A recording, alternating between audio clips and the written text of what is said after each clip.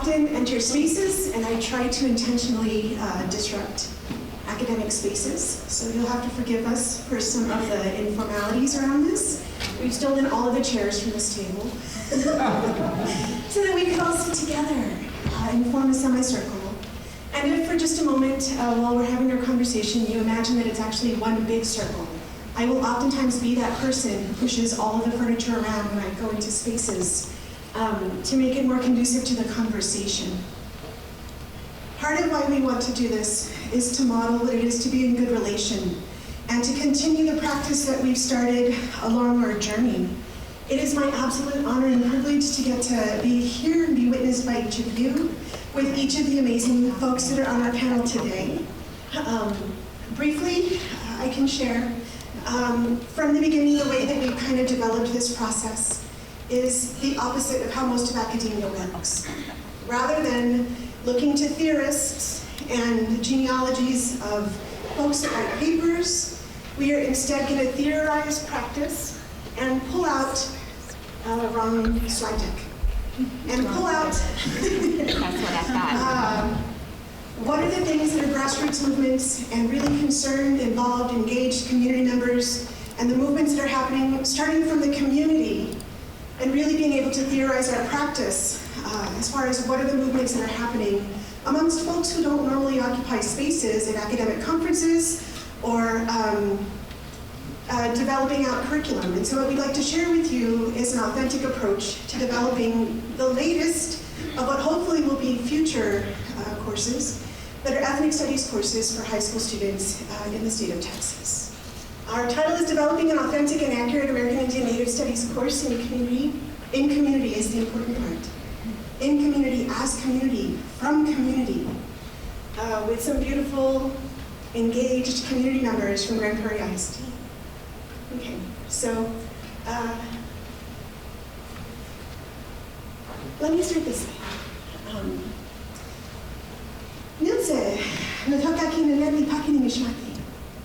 So in the Nawa language, I introduce myself by my ceremonial name, Akinane. Pakini Nishmati is the polite way of saying, it's lovely to meet you. The transliteration of the words means, it's lovely to see your faces, it's lovely to know your hearts. And so being in community is a practice of making space for each other, and this notion of really being able to do ethnic studies with community, in community, was what we wanted to share with you.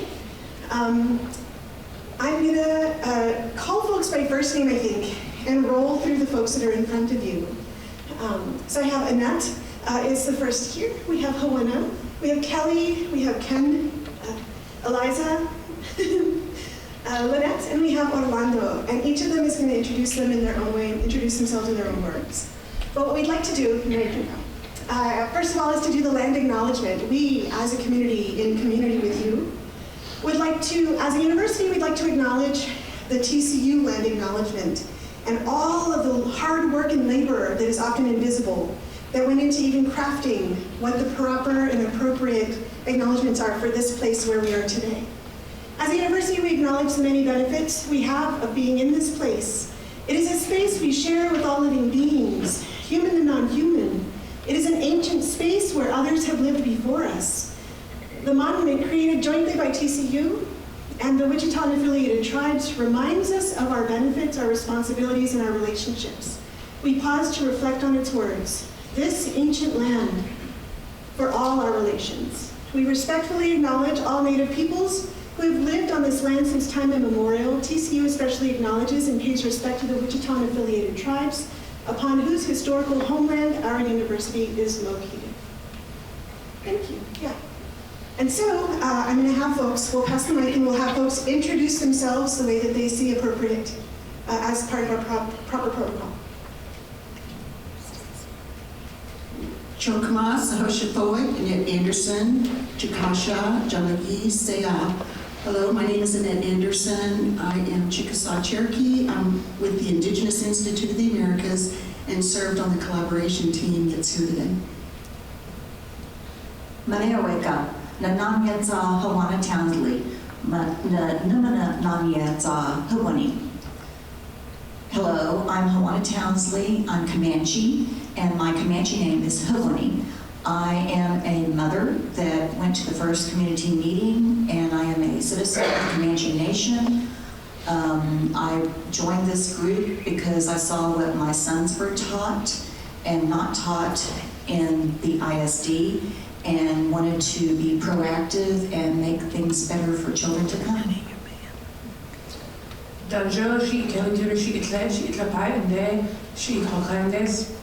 Hello, my name is Kelly Tudor. I'm Lipan Apache, and I'm from the Tallgrass Clan.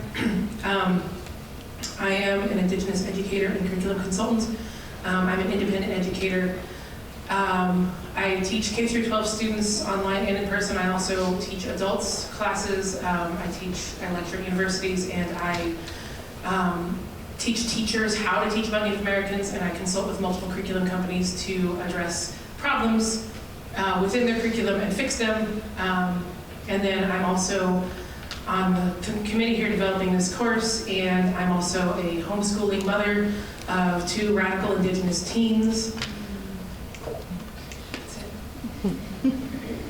I'm Ken Romer, and I'm a professor emeritus at UT Arlington, and I'm an emeritus fellow of the UT System of Academy of Distinguished Teachers. I'm very grateful to the UT system by naming me a fellow. If I have any gender doubts about myself, I know I'm a fellow now. And I've been teaching Native literature since 1972, and I was extremely excited about being a member of this committee. It's one of my absolute top things in my retirement life. Hello, my name is Eliza Epstein. I'm a postdoctoral researcher at UT Austin, and I'm a core organizer with the Ethnic Studies Network of Texas. And I've gotten to work with this group of people and an even larger group of people. And so I'm here because they are the greatest, and y'all are the greatest for being here too. Hi, I'm Lynette Oweto. I'm the pre-K through 12 social studies facilitator for Grand Prairie ISD. And we hosted an event along with planning with another district person in our American Indian Education Program. She's the American Indian Education Program Coordinator. And through her connections with Dr. Scott Langston of TCU and Peggy Larney, we planned an event in February of 2020. Thank goodness we got it done before everything shut down with COVID, where I met these wonderful people who luckily let me pick their brains along with about 70 people total about what we want students to know in the state of Texas about them, what our students need to know. And we will discuss more from there. Hello, everyone. You've already met me on the previous panel. I'm a student at UC Irvine, but I tag along to this one, and mainly just to make sure that we acknowledge actually the role of Department of Comparative Race and Ethnic Studies in actually helping to.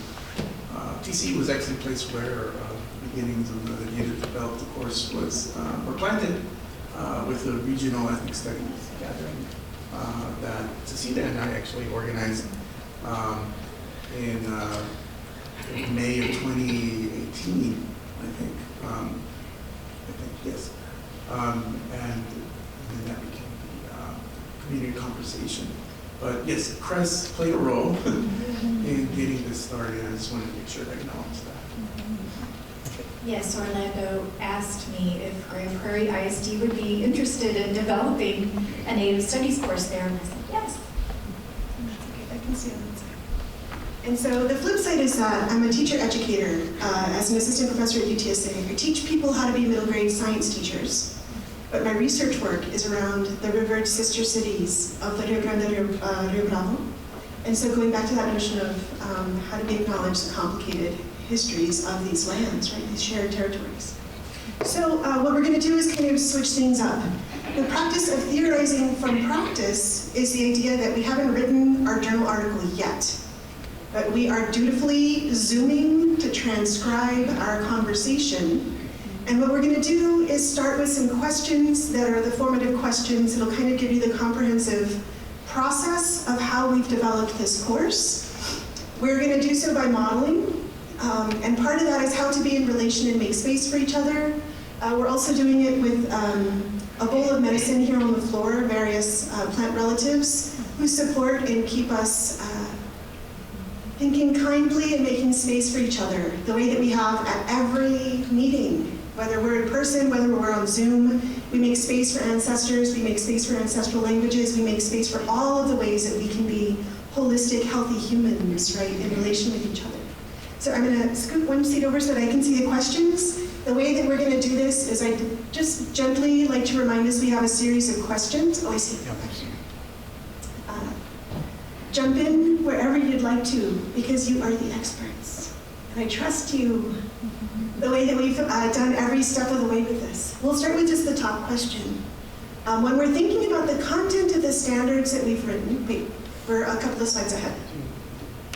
Let's go back to maybe, yeah, to the second slide. Sorry, this one. Just to recognize that there's been quite a lot of work in the state of Texas, in spite of the fraught context of how diversity, inclusivity, critical race thinking has been demonized in lots of different conversations. The language has been normalized. There's been lots of really important signposts along the way. And some of those really important milestones to think about are what you can see here. It's a real general timeline. Eliza, would you mind speaking to this? You're probably the most comprehensive on some of those.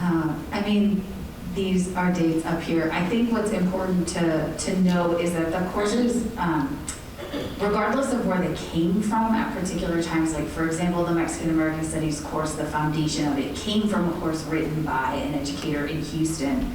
And then the African American Studies course came from a very different place. It was supported very much in community with meetings in a community store that was organized by a couple who wanted to have Black heritage and African knowledges in a community space. You're going to learn more about how this course was developed. There's an Asian American Studies course being developed right now. They've been integrated in and out of sort of the more like the state. I mean, these are dates of engagement with the state, but each of these courses also has had a strong grassroots and community-based sort of structure built in, woven through. I mean, we use a lot of prepositions in these conversations, like these in, through, by, for, and that's really, these are some monumental moments, but they're not the story of the courses, they're not the content of the courses. That's in the lights in the students' eyes, that's in the ideas that are generated intergenerationally when the students go home and talk to their parents about things. This moment, the moment that Cecilia and Orlando organized 5-6 years ago. So this is some stuff. I think there's a bigger story, and that's what this is. You're going to hear a piece of that today, and there's lots of stories out there.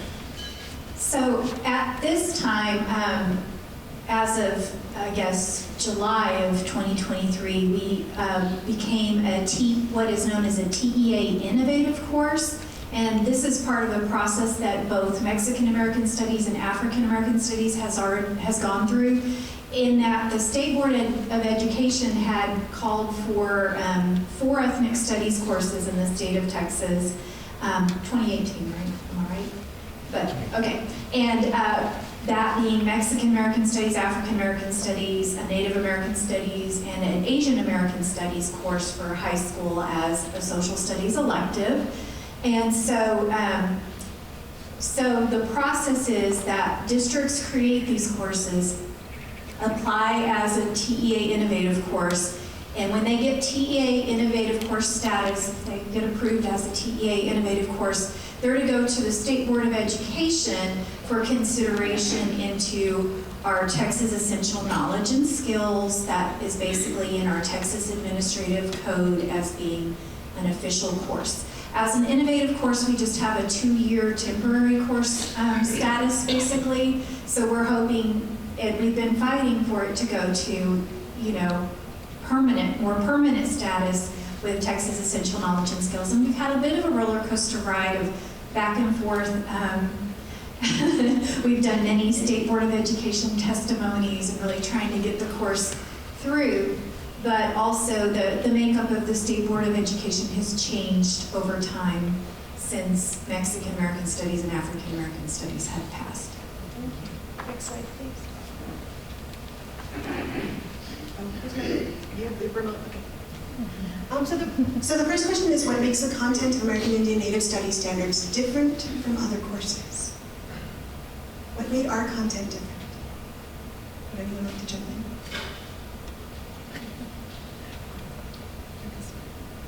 I'll start, and I'm going to prompt Kelly as the next person.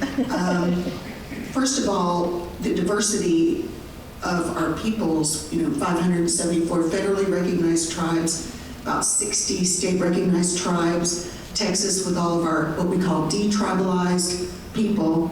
The conversation event was a huge deal.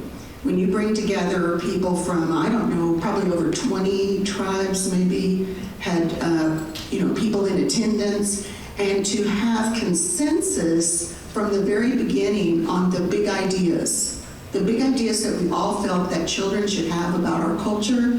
I thought that was, first of all, the most amazing beginning of the course. But then we wrote the course from our own language, and our own thinking. Those are two different things. So the language, the tribal equivalent of what we would call ourselves with an English version. But it's more about how did we think, how did we approach the topics of social studies courses that I think made our content much different. It did not come from an academic standpoint, it came from a cultural viewpoint. So Kelly, though, was instrumental sometimes in teasing out the specifics of what we were trying to get at, as well as some of the other members. But language-wise, I think Kelly, with her own work on content, was able to find things for us that helped solidify some of what we were trying to teach. So I want to throw this to Kelly to tell a little bit.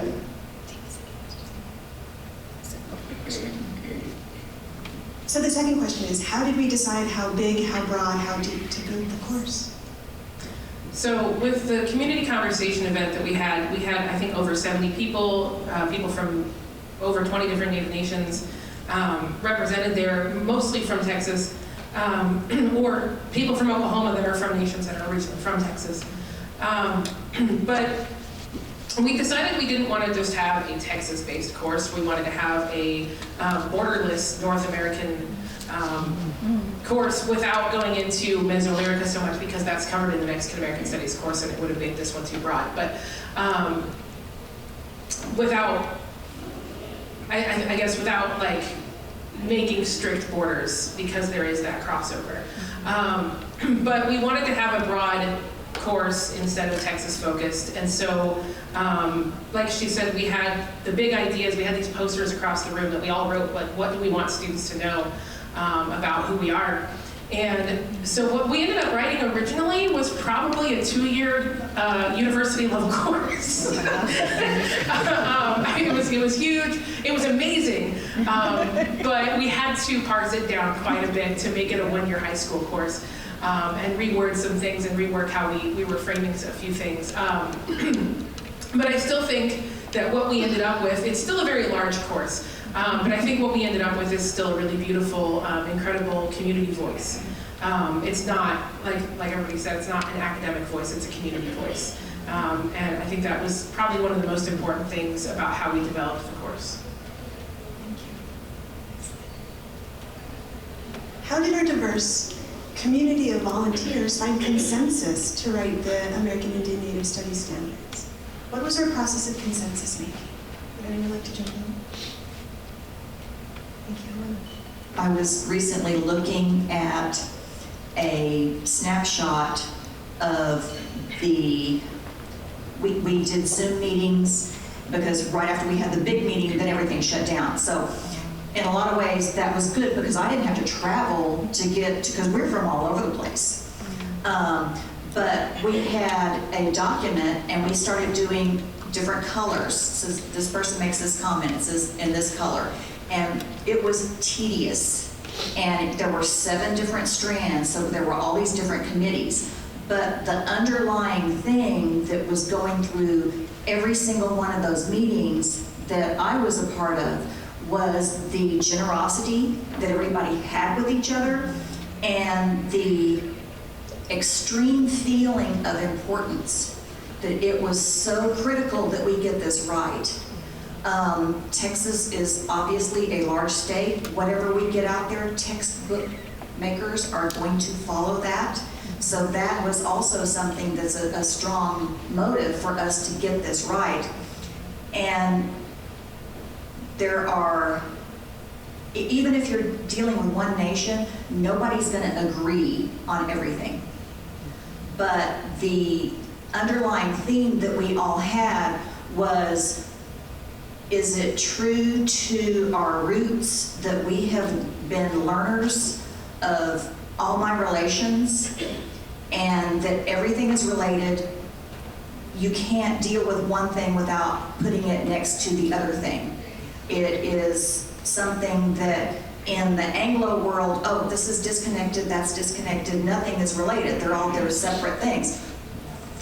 We don't see it that way. It's all related. It's all connected. In my nation, the word for preacher and the word for doctor is the same word, because you cannot treat the spirit without treating the body and vice versa. It's all connected. So to give an example of the consensus process, it took, I think, around 6 months or more to name the course.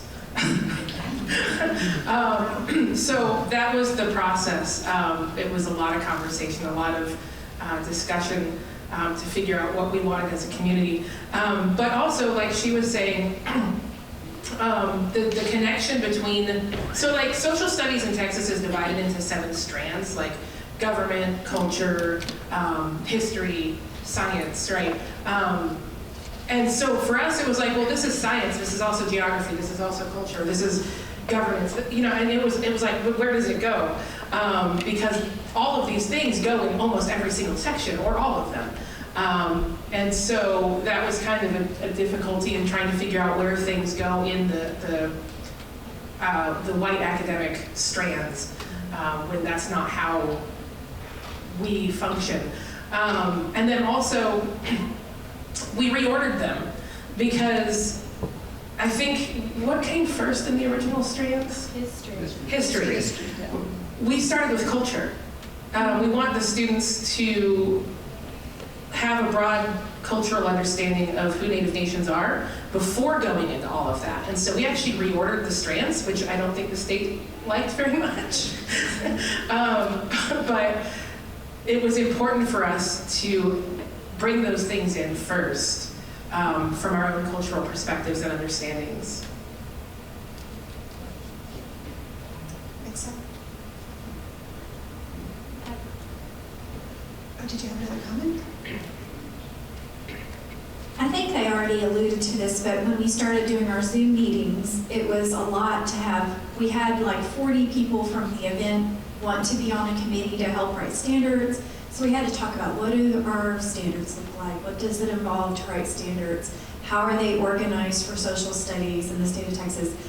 But we kind of whittled down eventually. Really, we probably just had a core of 24 people that were working on actual writing. And that was a lot to debate everything about everything. So we had a member, Lena, who had a great idea of, well, let's do this in small groups. So we divided, like each person had to basically kind of sign up for 2 different strands was the goal to work on. So then there were these subcommittees that we'd meet and again, collaborate through Zoom, through shared Google Docs. And like Juana said, everybody had, like on their doc, they had a certain color, like Juana was purple, or, you know, for example. So that's kind of how we began. Of course, there was lengthy conversations about the best wording, and it was great. I learned a lot.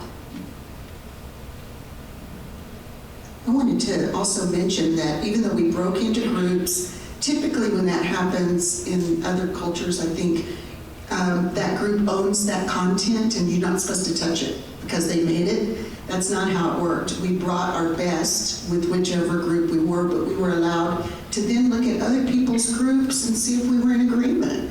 And I think that's what contributed to the long discussions. And were not heated discussions necessarily, but they were very, I think, vibrant and eye-opening. I think that's what Lynette is saying. Like, I learned a lot. I'm 67 years old, but I learned a lot from all the other people that you just can't know everything, right?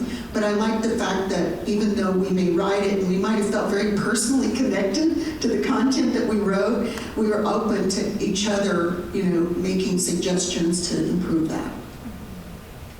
Thank you. Next slide. So when we're talking about the accountability to our knowledge keepers, how did we make sure that we got the representation accurate for all of the diverse Native and Indigenous communities? Kenneth? I'm going to start out sounding contrary. Sure. Because I think one of the things we learned was that it's almost impossible to say with absolute certainty we have an accurate, authentic, that captures the diversity.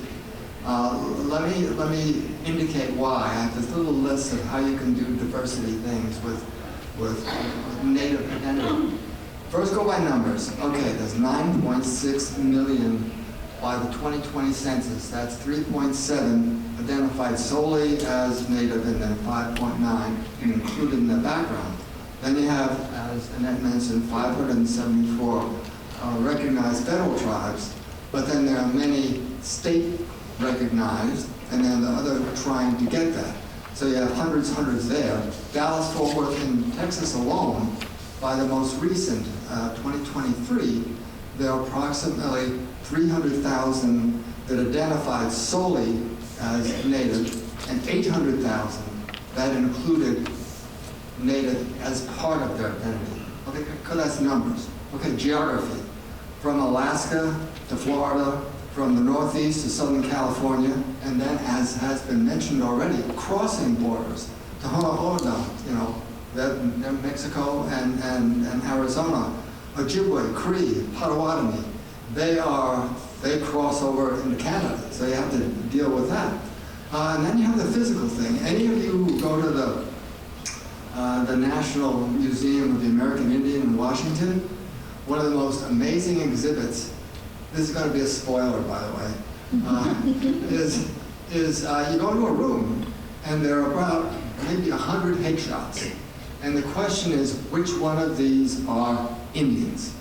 And there are people who are blonde, blue-eyed. There are people who say, well, that's African-American. There's someone who looks like an Indian from India. And the answer is they are all Native. So physically, you can't, you pin down. Okay, beyond that. There's the urban-rural divide, which is very different. But it's even more complex than that, because it really should be urban and rural and reservation.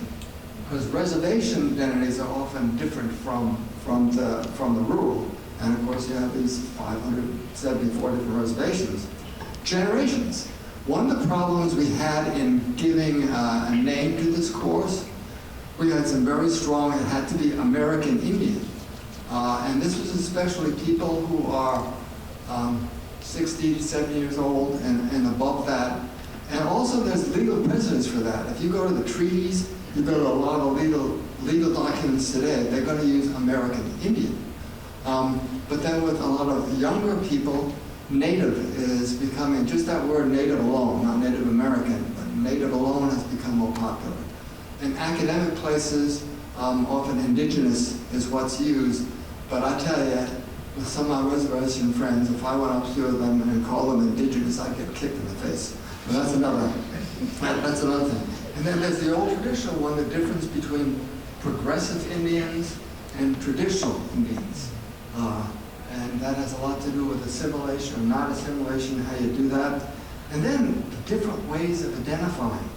Blood quantum, tribal numbers, DNA, family stories, commitment, how you committed, community opinion, which I think is one of the most important. And then there's a self-concept. This can have a huge spectrum. On the one end, there are people who have been, there are a lot of different terms, detribalized or other things that they don't know, but they know it's there. And so their self-concept is very much native, but they don't have a number. They're not. And then the other extreme, this is going to be a stereotype, New Agey people who can say, well, in my previous life, I was really, a Seminole. So, that's whole. And then there's legal things, too. Do you define a Native person, is that a race? Is it a political? There's a lot of. So what I'm saying is here, in order to give an accurate or an authentic, it's extremely difficult. But I think there's a great advantage to that. I mean, there's some things we can agree upon. The fact that in all these cases, there's been tremendous historical loss of land, of population, of power. That's something that's shared. And there's also the fact that the original cultures that your family might be connected to offer certain types of strengths that could help you, not just to exist, but to survive, but to succeed. So there are certain. But the reason I say there's an advantage is that with all this diversity, instead of just using positive and negative stereotypes, you have to more consider individuals.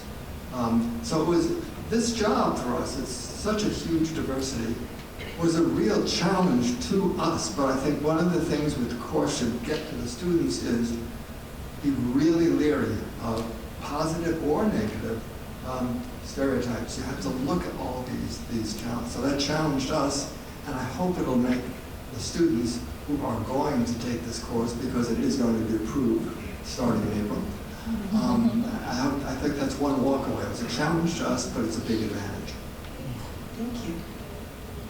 So I just want to point out that being contrary in our cultures is actually widely celebrated, so thank you, Ken. That's not like a negative thing for us.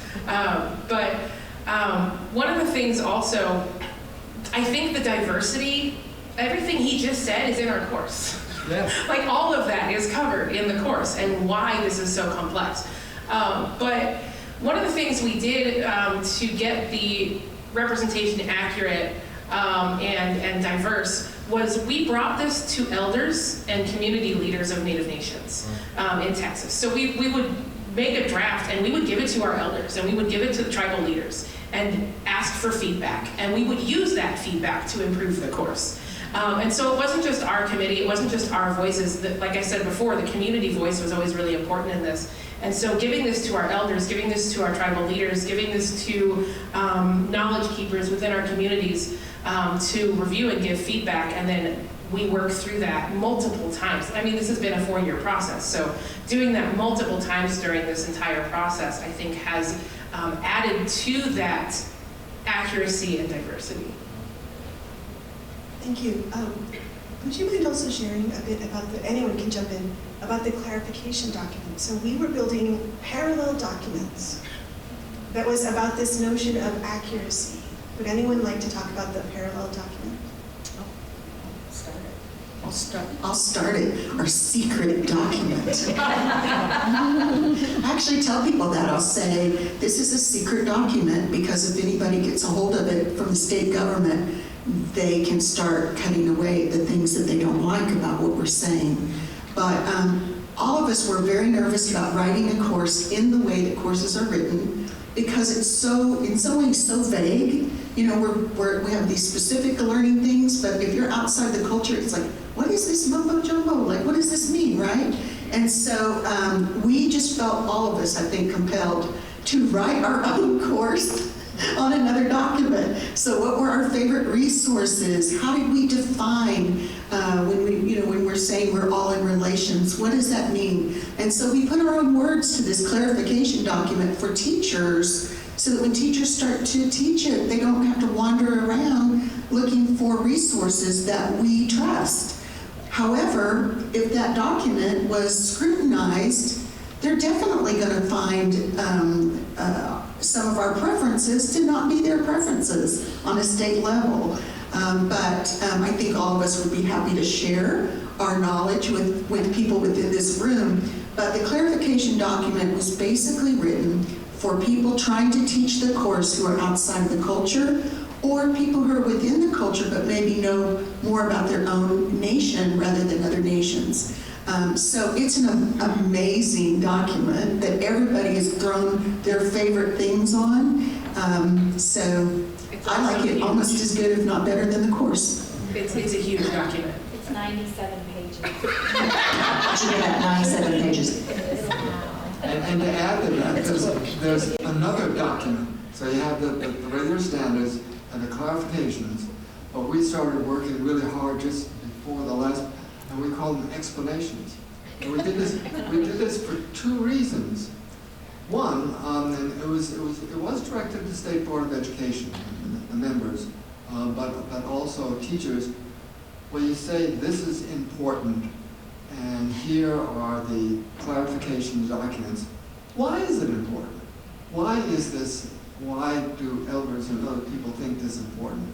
So we felt that we had to add that too. So when this does get accepted, teachers will have resources, but also they'll be able to explain to the students, explain to their neighbors, why is it important that we say something about songs and storytelling? Why is that important? So that's actually kind of a major document and then two other documents. So let me jump in here. So there have been many, many books written about my great-grandfather.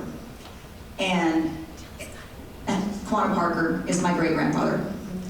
And Wakey is my great-grandmother. He had 7 wives. They never say their names. Personal peeve. Anyway. Every single book I have ever looked at has got, this is wrong, and that's not how I heard it. You can talk to any member of the family, and they will have those places in there that they heard it some way. So in these documents, we have distinctly pointed out, go to primary sources. Go directly to the nation and ask them, what do you want to have? Go to their websites, go search there. Don't just go, oh, I'm going to go to the history section of the library and grab this book. Because the first book about my great-grandfather that nearly won a Pulitzer Prize, and it's the bestseller, my grandfather started reading it and he threw it across the room because he couldn't stand it. My mother, someone gifted her a copy of this book, and when they asked her, somebody gave her the gift, so she's not going to say something bad about that gift that they gave her. The best thing she could say was, it's got nice pictures. So, Empire of the Summer Moon is the name of this book. We were doing a teaching Zoom with the teachers, and I kind of got into it with one of the history teachers because it was his favorite source to use about Comanches, and I was blowing up his world because I said, no. And I'm a great-granddaughter, that's one.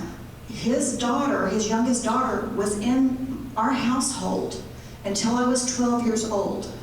Her sister was in the same town, and they would go and talk and visit, and we visited with all of them. These are his daughters. This is where I got this information. And he calls my great-grandfather a liar because he said, no, Sewell Ross did not kill my father at this battle that, the newspapers printed. He was alive, and all the tribal members could say, yeah, he was alive until this other time. He didn't die until here. And in this book, he calls my great-grandfather flat out more than once. I've actually scanned through the book to see if I can't make it. I can't sit through the whole thing. I have to look at it at glances at a time. You can tell my voice is getting really emotional about this. But he flat out says he lied about this because he didn't want to give credit to you. And it's this whole thing. But anyway, primary sources, and that is what we really, really encourage in all of our documentation that we have. And by primary sources, we mean directly from the nations themselves, living voices today, not like, when people, I think in Texas social studies say primary sources, they're talking like Spanish documents from the 1500s. We're talking living voices of native nations. That's what we mean by primary sources. I'll speak in a plus for Native literature. There's a tremendous amount, and for every single one, and I'm going to have to add the clarifications more. For every single clarification we have, there's either a short story, a poem, a traditional story, or bestsellers. Pulitzer Prize winners, two native authors have won. Louise Erdrich and N. Scott Momaday have won, and I think Erdrich is going to be close for a Nobel at some time. But there's a tremendous amount of literature, directly from the people, going back to, in English, 1772, going back in oral tradition maybe 20 to 30,000 years ago. So those type of native voices can be included in the course too. Thank you. Next slide. So when we're talking about the policy aspects, there's two different questions that we can address. What are some of the benefits and challenges of working within frameworks, timelines, and public hearings in developing the course? Now specifically, I'm talking about we invented this beautiful thing, but we have to navigate institutions that are not super friendly. What are some things that we might share with an audience who similarly are part of and implicated in and traveling through fraught institutions? Right? What are some of the frameworks, timelines, and maybe public hearings? Lots of challenges.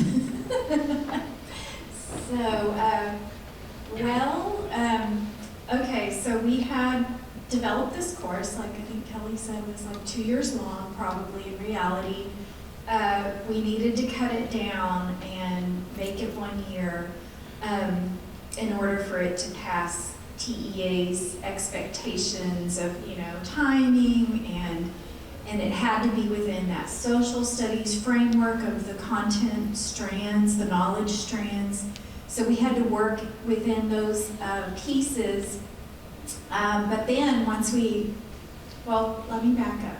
Okay, so we applied initially as an innovative course in January of 2022, and we're told, well, we're not going to pass it just yet. It's a little too long. It needs, some work. But CTA will work with you to fix, how they want it a little bit more. But they didn't even at that time, because social studies revisions to the standards were coming up in the fall. And they said, well, we just really don't know what the framework's going to look like. So, we're not going to approve it just yet. We need to see what the ethnic studies courses are going to look like. So come that summer, actually April State Board meeting, they decided, well, let's bring in our course into text revisions, which means it'll be that course, that final destination we want it to be in the fall. So several of our members, Kelly included, Bob Whistler, and one of our teachers, Kim Rafalski, were selected to be on that committee with some other people. Not everybody from our committee that applied made it, but 3 did. So then they worked tirelessly that summer of 2022, yeah, it was 22, and put out a draft of the course that was called Work Draft E, that was supposed to go in front of the state board in the fall and pass along with all the new social studies standards. Well, then the state board, there was debate over the framework. They decided, well, we're just not going to do anything with social studies standards yet, except for update for Senate Bill 3. So all that other stuff happened. So that meant our course was dropped basically at that point. And they said, well, go back to applying as an innovative course. So we had to apply as an innovative course again, January of 23, and then we got it last July. And then we met with the State Board of Education Curriculum and Instruction Committee. They were really enthusiastic because, see, once it became an innovative course, like I said earlier, then it goes to the State Board for consideration and adoption to state standards. And they were enthusiastic. Then we went in front of the full board in November, and they were enthusiastic and decided it would go to first reading in January. So the process is it goes to a first reading, then up for a public comment period for 30 days, and then the second reading would have been April and adoption. Well, the governor appointed a new chairman, last name Kinsey, I can't can't think of his, Aaron Kinsey, I believe, yeah. And so there was this switch in leadership on the State Board of Education, and he drops our course from being on the first reading of the January agenda. So that was a blow, and the reason he states that I read in newspapers, I didn't personally talk to him, was that he needed more time to review it. So now we're hoping it gets back on the April agenda. We don't know for sure. We won't know till they post the agenda if it gets back on. And then hopefully then we go to first reading and second reading. But in the meantime, there was an election in March. And so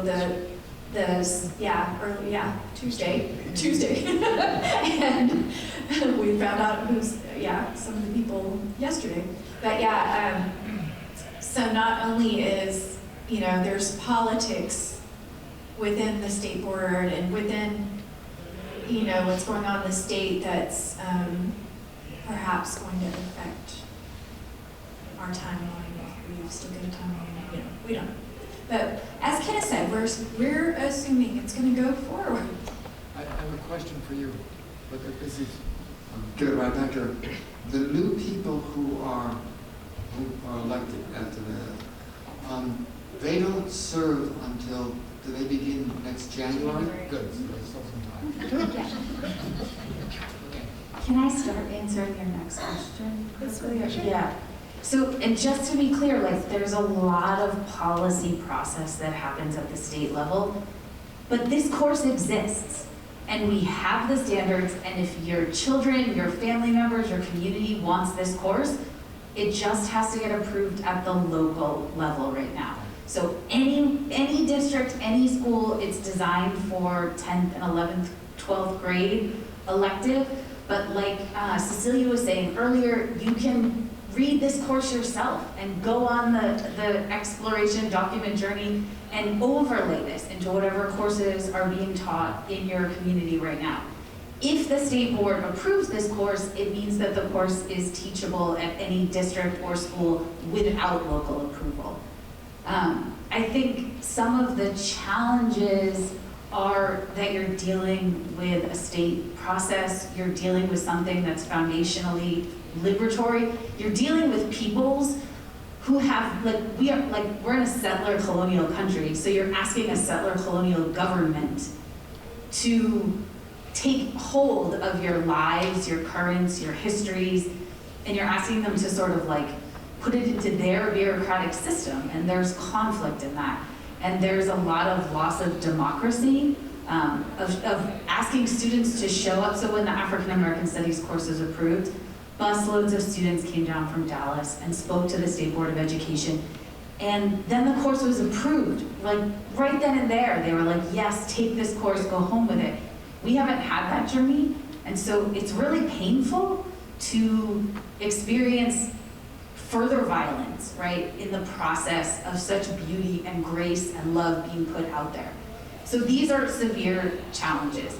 The benefits, there's 7 million students currently in schools in Texas, and so the opportunity that 7 million students, so that Cecilia's 8th grade students aren't hearing them, seeing themselves, hearing their stories, hearing other people's stories, knowing other people's stories. So it's a struggle to work sometimes with these institutions that are holding you down, or institutions that are being violent. But then there's some really beautiful institutions also. We've already heard TCU's really strong role in the beginning of this course, and we'll talk more about how much TCU professors and students did for ethnic studies in the state of Texas. Also, just to say, these people up here and a bunch of people who aren't here have done so much work.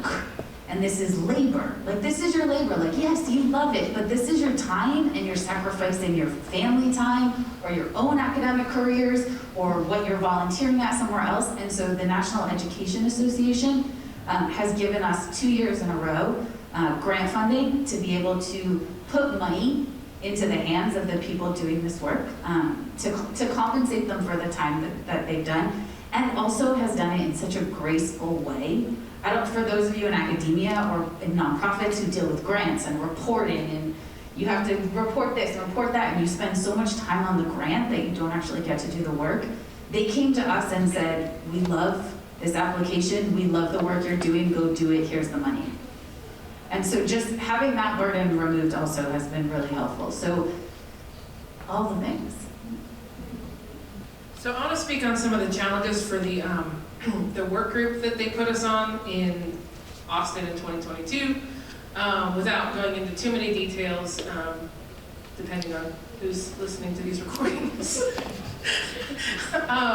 So they put me on a work group, not knowing at all who I am, that I am a radical ass Indian, sorry. And they just thought I'm a random community member, not having any idea who I am. But so that was fantastic, that was great. But they built this work group to develop the American Indian Native Studies course. They only put 2 Native people on that work group of 7 people, one being me and one being an elder from our committee who really only knows his nation and not broader Native studies.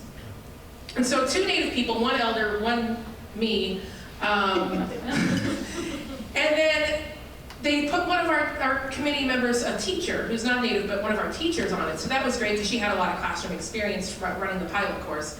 And so that was good. But only out of 7 people, 2 Native people on a course, a work group to develop a Native Studies course. And then they wouldn't give us the resources we needed to do it. They told us we couldn't use the Grand Prairie document to develop our course.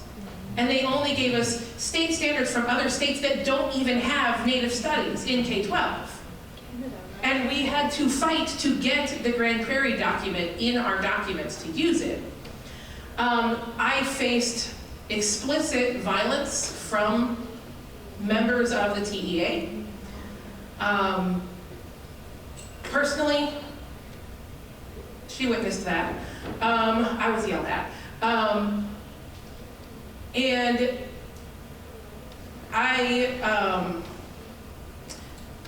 And also we had the other ethnic studies work groups there. And they intentionally lied to our groups that we didn't want to work together when none of us ever said such a thing, to keep us apart from collaborating. And so we, as ethnic studies groups, joined together and subverted that very openly and forced their hand to allow us to work together. So I just wanted to go into a little bit of those challenges without being too detailed, about what we faced at the TEA state level in that process. It was really awful, what we faced to do this. I want to add too that I have total confidence if a child took this course 10th, 11th, 12th. But what's being taught in Texas, K through 12, I have no confidence in it. And as a part of that work group, what Kelly had done, just as a courtesy, as a volunteer, is to take apart the K through 12 requirements and nitpick them to death to get them accurate, and they had no interest whatsoever in fixing the problems. So if you would like to fix the problems, that's another resource that we happen to have amongst the secret documents. But I think it's important to know that just because an elective, this is an elective course that a parent has to approve in order for the child to take it, the school district has to decide whether they want to do it. So it's not forced on anyone, right? So the kids who are going to take this are probably kids from families that are very open, open to ethnic studies. But for the rest of the kids in Texas, we at least need to get the K through 12 content accurate. And that's probably not going to happen in my lifetime. The reason I asked Lynette, did the new people come on in January, and the reason I felt so good about that is that there are some real positives. In November, for example, when we did testify in the state board, there were several people who spoke very much in favor. One person who broke down a bit because of her background, she was so strong. So I mean, there is It's a guessing game. There are 15 people out there. 5 really speak positively, and 1 extremely positively. And we're sitting there watching body language, there's definitely hope, especially before January. Next slide. There's a curriculum guide, which is a separate document. The question is, what are some of the most important resources, knowledges, and teaching practices teachers can use to teach American Indian Native Studies? So I'll just briefly say, I'm the lead of the curriculum document.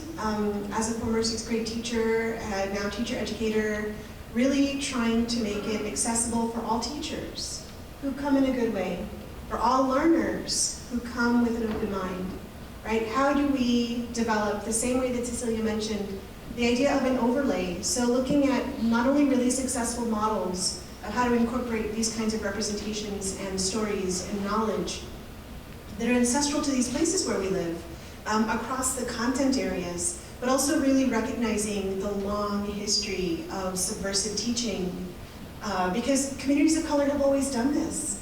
We operate within these fraught systems and institutions, but communities have taught their children what they need to know to be community members, right? And so really recognizing all of the different ways that BIPOC communities, Indigenous communities have done the intergenerational pedagogies that make an impact, make a real difference. So making it accessible across all different categories and not necessarily fall into the frameworks and the trappings of expectations, even in the way that we're presenting with you today, right? Allowing things to be circular, allowing things to flow in a more intuitive way, recognizing that there's lots of different sources of knowledge and ways of saying and telling parts of the story, having different ancestral knowledges present. All of these different pieces are, I think, what are captured also in the course that we prepared.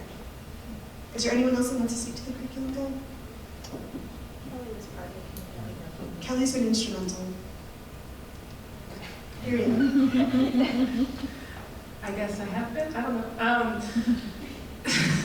So I think one of the things that I've already mentioned and others have already said as well, the most important resources, knowledges, and teaching practices are using Native voices, Native-made resources. It shouldn't be surprising that the majority of what is taught to students in the United States, in Texas, about Natives comes from non-Native voices. 90% of the materials used in education are made by non-Native people. 87% of textbooks don't mention us past the year 1890. So the most important thing, I think, to really emphasize that we have a lot throughout this entire process with all of our multitudes of documents is using authentic, living Native voices from our own nations, from our own communities, from our own elders. Because that's how you learn from us. That's how you teach about us. Thank you. Next slide. So what we wanted to do, I think in this last slide, there might be one after this, is the idea that it's also not just folks in this little semicircle, but all of this that we've been able to share. I wanted you to have a chance to talk to each other. So what are the ways that you might introduce yourself by the Native territory where you call home? It could be the Native territory where your ancestors are buried. It could be the place where the keys on your key ring open the door for you. It could be where people are there to catch you and nurture you. How do you find the Native people where you call home? Turn to your neighbor, tell your neighbor, talk it out loud. Right now. Do it now. Oh, look at me. Turn to your neighbor.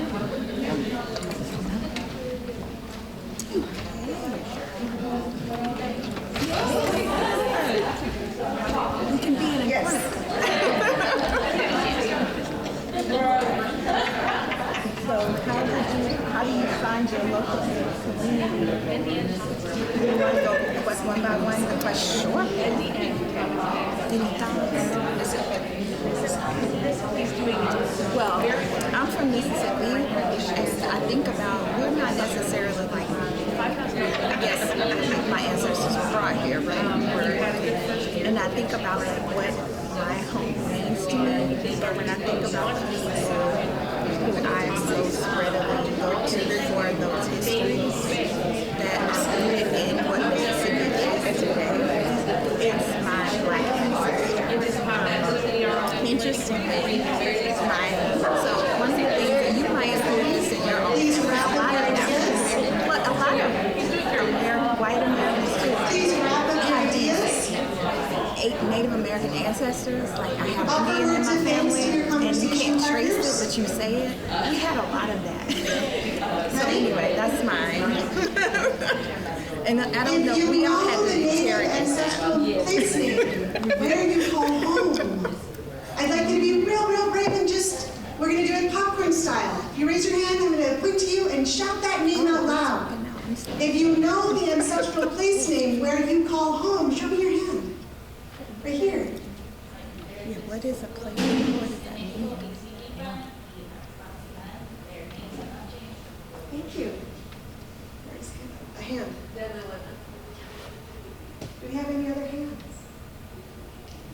Please. I don't know the ancestral place I'm from, but I'm from North Florida, which is the traditional home is the Toluca, Toledo, and Seminole of Florida, and the Miccosukee tribe of Indians of Florida. Thank you. If you know the name of the peoples in their language, where you live, where you call home, where people catch you, what's the name of the peoples that they use for themselves? Let me see some hands.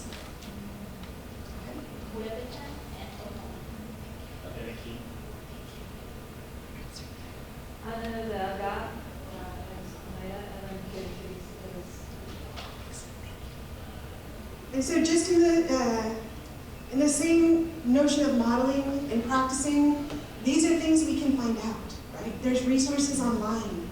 And so the challenge is just the fact that we can say these things out loud is really powerful. When we bring those ancestors forward, when we recognize the people, we can find these things out. There's a whole bunch of documents that I want to do.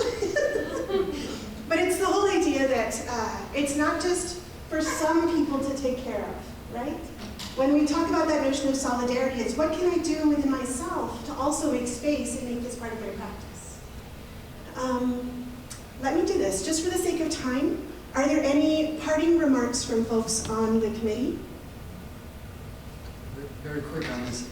One, for bragging rights, this may be the only course in the United States that does cover, abroad all the nations. Minnesota, California, several others have incredible programs, but they're all the state tribes. Second thing, throw a responsibility to you. We've collected, and Orlando has been very active in this, letters of support that are sent to the state board. So if you're a member of any organization that might be interested, we have, and Orlando is the expert here, he's developed yet another document. And this is a guide to sending support letters. And then Lynette collects all these by email. And we have over 100 of those right now. Letters? The letters? No, not letters. There's about 30 organizations. 30. So that's something to think about if you're a member of an organization to help this. If you're interested in this course, I might also suggest that you reach out to your Native communities and hold your own conversation with them. You'll probably need the Native community's support to get this across to your own school board. Like I said, an innovative course can be taught anywhere, but it would help if you invited, and I was saying you always have to have food, when you invite Native people, invite some of your community together to visit your school and tell them about this course and maybe get them behind you for approaching your school board. Thank you. So along the lines of finding out what nations are from where you are and where you call home, I encourage people all the time, don't just find out whose land you're on, find out where they are now. Because again, 87% of textbooks don't mention us past 1890. Most people have zero modern context for us. So find out where are those nations now. Most Native nations have their own websites, right? You can find a lot about them, their nation today, right now. Are they still local to you? Were they forcibly removed? Are they in another location, right? And then make connections, right? We have community cultural events. Texas has the 4th largest Native population in the United States. We have community cultural events all over the state, all year long. There are places to connect with our communities on a regular basis. Very quickly, there are, in my particular tribe, there are more of us living all over the world than are at our local place where we were put, when we were put on our reservation. So there are lots of intertribal groups, so maybe if you're looking for that community, it's not going to be one nation that you're going to find that's around you, it's going to be a lot of us. Excellent. I think we have time for a few questions from the audience.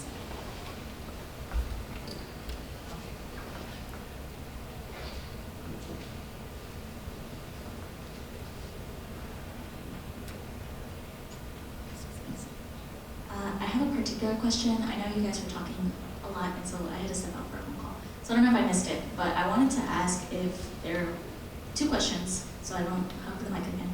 But it's, do you guys have attorneys for the kids who speak out and try to correct the textbooks for Native American Studies, particularly because I have personal experience. So I wanted to ask that. Attorneys? Yeah, like attorneys or something, because my little sister gets in trouble because I keep teaching her the right stuff, and she speaks out in history class, and the teacher tells and sends them to the office. So I'm advocating for y'all, even though I didn't know about y'all until today. So We don't, but I have the same experiences as myself as a child. I remember doing the same thing, so I empathize in that regard. And then, why do you guys think that students aren't showing up the same for Native Studies, Indigenous Studies, as the same for Black and African American Studies? Can you repeat the question? Why do you think students aren't showing up for the Native American Studies course or the Indigenous Studies course as the same rate as the Black and African American Studies? No, I want to clarify that. The students did show up. The state board didn't show up for the students in the same way. Oh, So, okay. and you know, there was a lot of politics that we maybe don't understand in that process, but students did show up. There are rules now. The state passed Senate Bill 3 2 years ago, which eliminates visiting your legislators or your local, and you cannot make it a part of a course to take your students for course credit to go to the Capitol or to go to a town council meeting. The students can do it on their own, but it can't be part of a course. So we do, I know we get some advice from districts about how to make choices about that, but Native students showed up. I mean, in the summer of 2022, there were kids from Houston. There were kids from everywhere. Kids from Grand Prairie. The kids are showing up. It's just whether or not the state is supporting them. In the November state board meeting, we just had two students show up from the Native Studies course. And for those reasons that Eliza said, there's been a lot of legislation that's happened in Texas. It's kind of had a silencing effect on teachers and also on what you can do. So people are afraid to come. And also we just, overall, there's not as big proportionally of a Native population as there is, Mexican American or African American population. So there's just not overall the numbers of Native people in the state to rally or do like some of the other courses have done. Or is it the nature of, and Annette can speak to that. But the course is not only for Native students. Yeah. The non-Native students need it as much or more. That's right. It's for all. Yeah. One of the issues as an elder, as a culture, we tend to approach problems differently than other cultures. And so where some cultures might protest, might become louder, might become more aggressive and more direct, that is not our approach.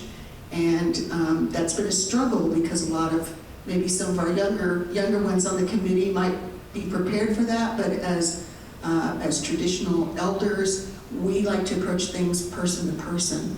And so, our approach is to reach out to the chairman of the SBOE and have Indian tacos with him and find out what his concerns are with us. But I will say that we saw a shift in SBOE and the culture of Texas after the George Floyd protest, that there was like this change in all of these laws that happened after that summer. And it was like their response. It's like, we're going to keep people from pushing us around, we don't like that protesting, so we're going to create these laws. And, SB 3 and things like that came about as a result. Whereas when African American studies and Mexican American studies were passed before that time. So I think there was definitely a shift in the politics. Which is also to say that it's intentional, because the State Board of Education meets from 8 o'clock to 5 o'clock during a work week when every teacher I know is in front of a bunch of students. Yeah. So structurally, those decisions are intentional. Right? Okay. I was so happy when I heard that in your course you're including Native American literature. I think for the current generation of indigenous students should learn about the differences between the portrayal of non-indigenous authors about the indigenous people and the indigenous writers who are resisting the non-indigenous approach of portraying indigeneity. It's not really a question, but it would be one of my suggestions.